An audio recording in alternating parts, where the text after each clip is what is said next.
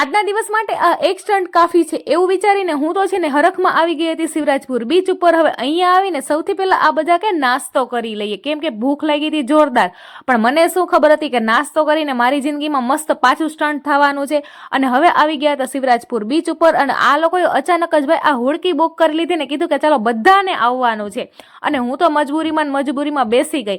પણ છે ને સ્ટાર્ટિંગમાં તો મને જોરદારની બીક લાગતી હતી, પણ આ હોડકી ચાલી ને એટલે ભાઈ મજા જ આવવા માંડી હતી. પણ હા, ચાલતી હોડકી હોય ને તો મજા આવે, પણ બંધ થાય ને ત્યારે આ દરિયાનું પાણી છે ને હલક ચલક થાય ને ત્યારે જીવ તાળવે ચોટી જતો હતો.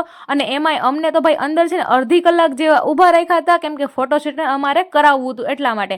હવે બધા મસ્ત ફોટો સેશન તો કરાવ્યું, પણ કહેતા નથી કે મનમાં જાણતા હતા. બીક અંદરથી જોરદાર હતી તો પણ એન્જોય જોરદાર કર્યું હતું. અને બસ આજનું આ એક નવું એક્સપિરિયન્સ કર્યું જિંદગીમાં, પણ બહુ જ મજા આવી. અને બસ ટાટા બાય બાય કહી દીધું શિવરાજપુર બીચને. તો લાઈક શેર સબસ્ક્રાઈબ.